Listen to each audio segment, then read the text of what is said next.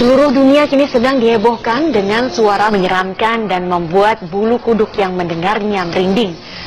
Beberapa negara menjadi saksi adanya fenomena suara aneh tersebut, bahkan beberapa sempat terekam. Lupa lah anak-anak anjing. Dengerin gue ya. Virus corona udah sampai Indonesia anjing. Gue jadi ngeri anjing. Lu mending pada tobat dah. Lu mati keadaan konyol kena virus corona ya kan ada tentang beda. Mati mampus lu. Ntar orang yang mandi dulu udah virus corona lagi dan